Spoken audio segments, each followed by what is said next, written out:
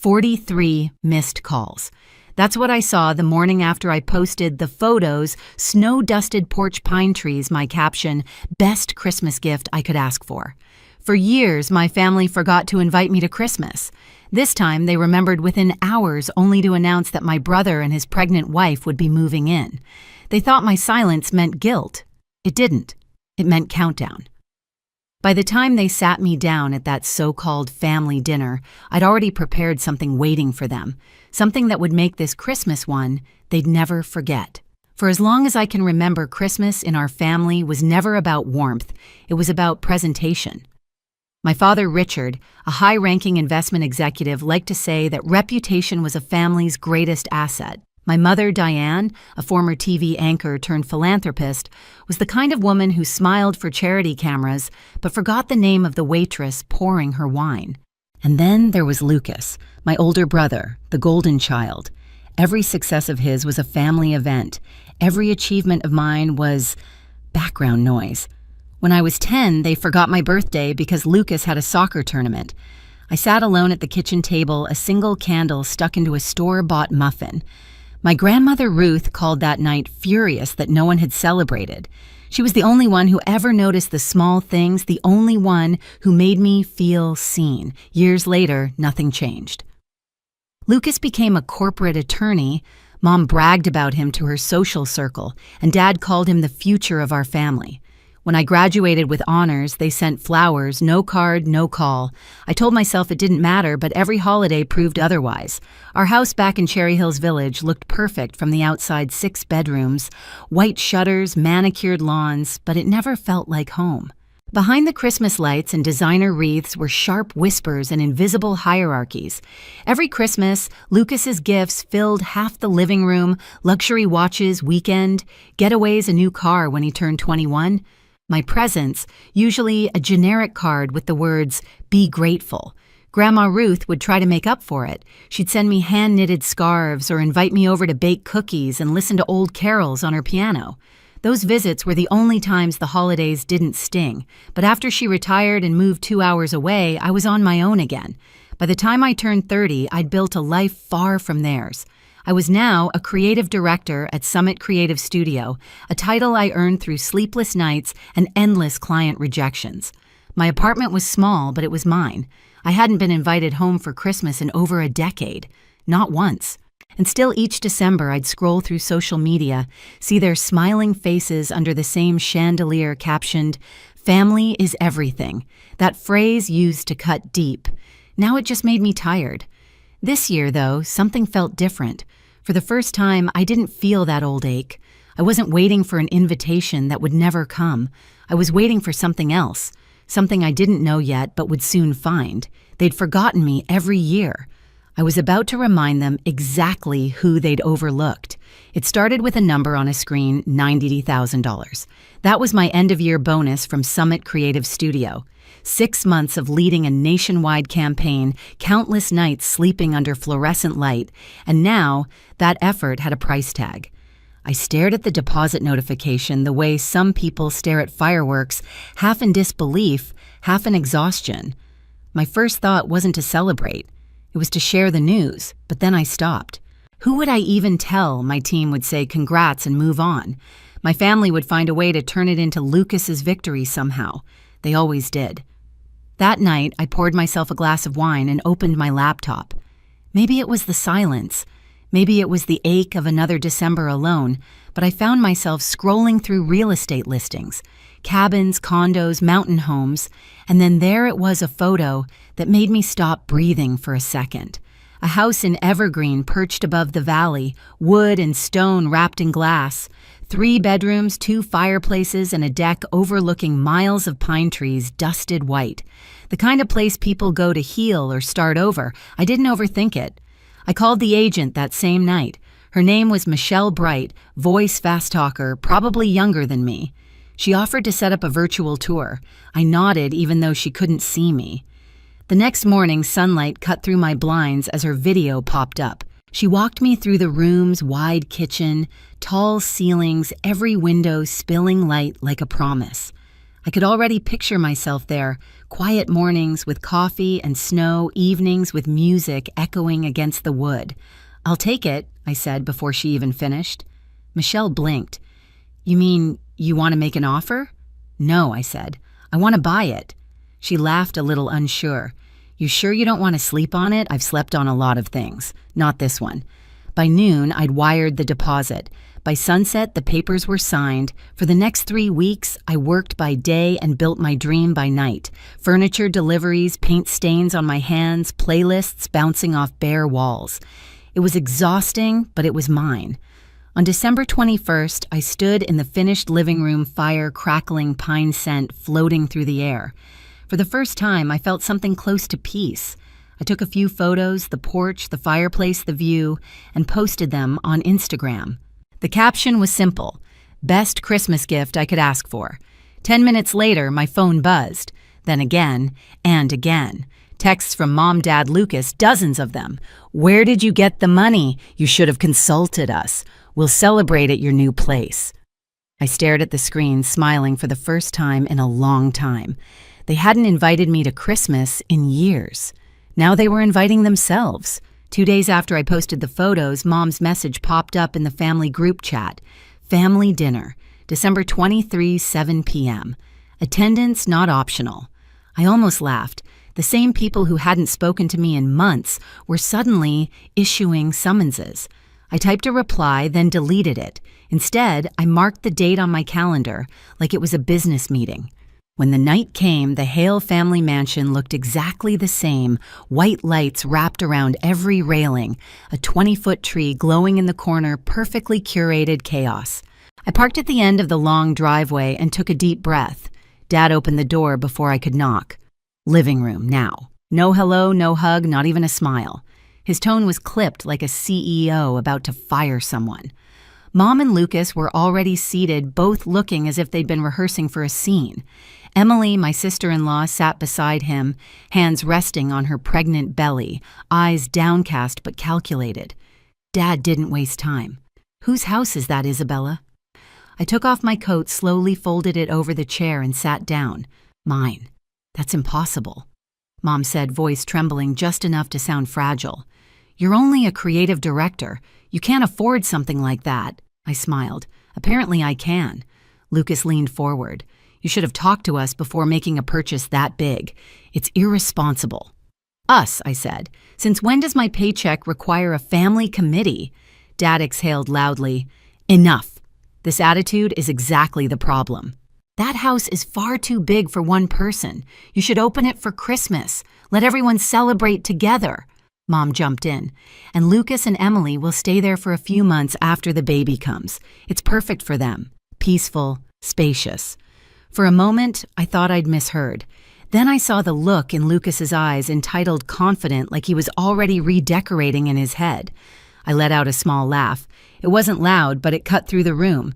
"You want to live in my house?" Mom clasped her hands. "Just until they find a bigger place," Dad added. "It's what families do, Isabella. We help each other."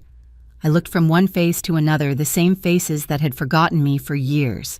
"When have any of you ever helped me?" Silence. Dad's jaw tightened. "We raised you." "You raised Lucas," I said quietly. "I raised myself." Mom's eyes watered on cue. "You're being dramatic." "No," I said, standing up. "Just honest. For 30 years, I'd been the forgotten one. But now they needed me, and they hated it." As I picked up my coat, Dad's voice turned cold. "If you walk out that door, you're cutting ties with this family." I paused, hand on the handle, and smiled faintly. "You cut me off years ago. I'm just making it official." The door clicked behind me, sealing 3 decades of silence into a single sound. They thought my silence meant surrender. It didn't. It meant strategy. The night after that dinner, I barely slept. Not because I was angry, but because I wasn't. For once, the rage was gone, replaced by a clarity so sharp it almost hummed. They wanted my house, my peace, the one thing I'd built without them. And they thought I'd hand it over out of guilt or tradition or some twisted version of family duty. They didn't understand. I'd spent my entire life earning things they got for free. I wasn't giving up this one. The next morning, I called Michelle, my realtor, and asked her to email me every document from the house purchase deed, mortgage, proof of ownership. Everything with my name on it, I said. She sent it within the hour. I printed every page, slid them into a thick white envelope, and tucked it into my bag. Then I waited. On December 23rd, the date they'd chosen for their family dinner, the text came. "Don't be late," Mom wrote. "We have things to discuss." I drove through the falling snow, the road curling through neighborhoods decked out in lights and inflatable Santas. Every house I passed looked warm, full-loved. By the time I reached theirs, the cold had settled deep inside my chest. The mansion glowed like a cathedral of money. Through the wide windows, I could see the long dining table already set, silverware polished, champagne, chilling smiles rehearsed. When I walked in, all conversation stopped. Dad stood at the head of the table, one hand gripping a glass, the other tucked into his pocket like a general before battle. "Good," he said. "You're here. Sit down." I didn't. I stayed standing. "Say what you came to say." Mom sighed as though I were the problem. "Isabella, please. It's Christmas. We don't want to fight." Lucas leaned back in his chair, smirking. "We just need to be practical. You have a new house sitting empty, and we have a baby on the way." "It's logical." "Logical," I repeated. "You mean convenient?" He shrugged. "Same thing." Dad set his glass down hard enough for it to chime. "Your brother needs support. Family supports each other." "Where was that support," I asked, "when you left me alone with Grandma every holiday for 10 years? When you forgot every birthday until I stopped reminding you?" Mom's face tightened. "We've made mistakes, but this is not the time to dredge up old pain." "That's the problem," I said softly. "You think pain has an expiration date?" The air shifted. No one moved. Even Emily looked up, her expression flickering between guilt and fear. I reached into my bag and pulled out the envelope. "You want to talk about family? Fine. Let's start with honesty." Dad frowned. "What's that?" "The deed," I said, laying it on the table. "To my house.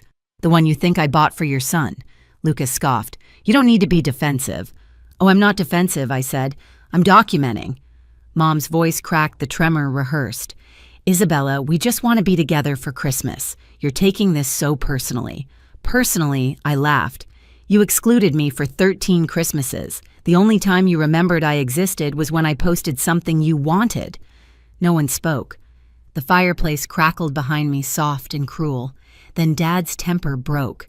"You're being selfish. You've changed Isabella. You've become cold, greedy, independent," I interrupted. "That's the word you're looking for." He stepped closer. "You will not talk to me like that." "I'm not a kid anymore, Dad. You can't guilt me into obedience." Lucas slammed his hand against the table. "You're part of this family, whether you like it or not." I looked straight at him. "You're right. I'm part of it. The part you forgot could survive without you." For a second, no one breathed. Then I did something none of them expected. I smiled. "Since we're being practical," I said, sliding a second envelope across the table, "here's a letter from my lawyer. It states that any attempt to access or reside in my property without consent will be considered trespassing. You'll find the relevant legal citations highlighted. Merry Christmas." Mom gasped. Dad's jaw clenched so hard I could hear the grind of his teeth. Lucas's smirk collapsed. "You wouldn't," he whispered. "I already did," I said. "That house is mine. The locks are coded. The cameras are live. You're not invited."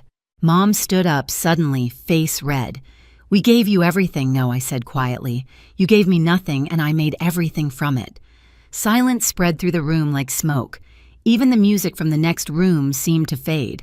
I turned toward the door, but paused just long enough to meet Dad's eyes. "You said I was cutting ties." I said. "You were right. I'm finally free." I walked out before anyone could speak. Outside, the snow was falling harder, soft flakes landing on my coat, melting against the heat of my skin. I could still hear them shouting through the door, voices tangled in anger and disbelief. But for me, it was all fading like static I no longer needed to listen to. By the time I reached my car, my phone was already buzzing again. Calls from Mom, texts from Dad, a voicemail from Lucas. I let them ring until the screen went black, then I drove. The mountain road curved up through the dark, the world shrinking behind me. By the time I reached my house, midnight had passed. The lights I'd strung across the porch flickered softly, greeting me like an old friend. Inside, the fire was still warm. On the counter sat a half-empty bottle of wine, and beside it a single wrapped box I'd left for myself. Inside was nothing expensive, just a small silver keychain engraved with 3 words, "My own home." I sat by the window, looking out over the snow, and finally let out a breath I'd been holding for 30 years. I hadn't ruined Christmas. I'd reclaimed it. And somewhere down in the city, the people who once owned my silence were learning what it felt like to be ignored. They'd wanted to move into my house. Instead, they moved out of my life. Christmas morning came quiet and golden. My mountain house smelled like cinnamon and pine, the fireplace humming its slow rhythm. Outside, snow piled softly along the deck railing. Inside, laughter filled the air, not theirs, but mine. My cousins had driven up the night before, bringing food, music, and warmth that didn't need performance. Grandma Ruth sat near the window, knitting with her gentle smile. When I handed her coffee, she squeezed my hand. "You look peaceful," she said. "I am," I answered, surprised by how true it felt. My phone buzzed on the counter, 23 missed calls. I turned it face down. No guilt, no ache, just quiet. That afternoon, we played cards, roasted marshmallows, and sang badly off-key to carols Grandma loved. For once, no one was pretending. As night fell, I stepped outside alone. The valley glowed under the moonlight, endless and still. I'd spent years waiting for my family to remember me, but standing there, I realized being forgotten had set me free. I used to think being left out was the worst kind of pain, watching them smile in family photos, raise their glasses, pretend I never existed. I thought I wanted to be invited, seen chosen. But now I understand sometimes being excluded is the quietest blessing life gives you. It's the doorway to peace. Every wall I built, every door I locked, wasn't made of anger. It was made of boundaries. Boundaries that protect the version of me I fought so hard to become. I didn't buy that house to prove a point. I bought it to finally have a place where love wasn't conditional, where I didn't have to earn my seat at the table. They can keep their perfect dinners, their polished lies, their toasts to appearances. I'll keep what they can't fake laughter. That's real warmth, that's earned silence, that feels like freedom. Sometimes peace doesn't look like reconciliation. Sometimes it looks like snow falling outside your own window, while the world that once hurt you keeps spinning somewhere far away. If you've ever had to choose peace over belonging, tell me in the comments. You're not weak for walking away, you're strong for finally coming home.